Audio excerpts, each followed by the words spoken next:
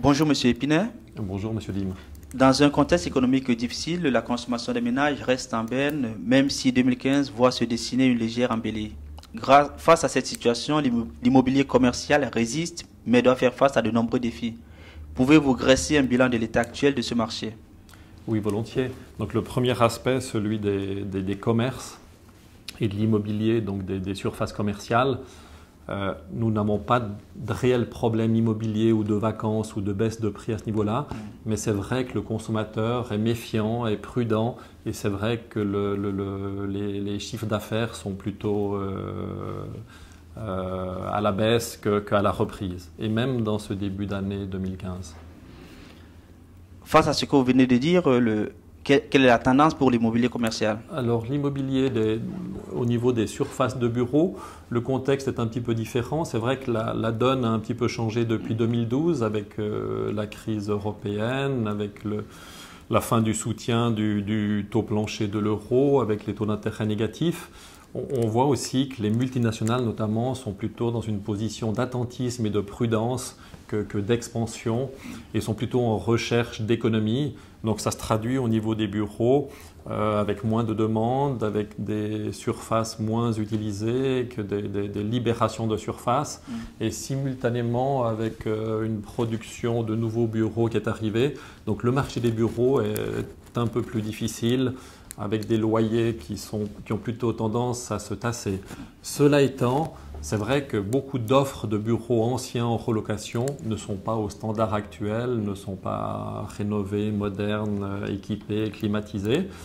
Et on voit passablement de sociétés, d'entreprises qui profitent de cette période pour se repositionner, de profiter de cette période, de voir cette période comme une opportunité pour trouver une meilleure position de centralité géographique ou d'équipement à des conditions qui sont intéressantes. Donc nous sommes tout à fait actifs dans ce créneau-là.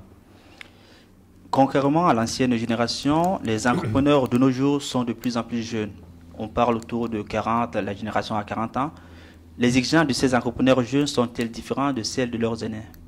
Oui, c'est vrai qu'ils ne se posent pas trop de questions, ils n'ont pas trop d'état d'âme et sont pressés, c'est-à-dire qu'ils veulent des locaux de qualité, modernes, d'open space, de fonctionnels. Et ils sont effectivement tout à fait exigeants à ce niveau-là. Donc on ne peut pas aller leur présenter de vieux bureaux mal rénovés, ils ne vont pas les prendre. Si on prend le cas du canton de Genève, on observe également que le marché de l'immobilier commercial connaît une croissance continue de son offre. Par contre, on observe également au même moment une augmentation des places vacantes. Les acteurs du secteur ont-ils sous-estimé le marché? Non, parce que les cycles ne sont pas les mêmes. Les cycles économiques peuvent être extrêmement rapides, on peut tomber dans une crise très rapidement. Parfois, on a vécu aussi des reprises assez dynamiques qui nous ont surpris, alors que les cycles de développement immobilier sont parfois extrêmement longs et tout particulièrement à Genève. Certains projets immobiliers mettent 5, 10, 20 à 30 ans à immerger. Et c'est clair que lorsqu'on a passé tous les caps administratifs et politiques et d'opposition difficiles, s'il faut le retarder pour le mettre sur le marché alors qu'on n'est plus tout à fait dans le cycle conjoncturel, c'est un problème. Donc je ne pense pas qu'on est sous-estimé, simplement c'est une question de cycles qui ne vont pas au même rythme. Les cycles humains d'ailleurs sont différents.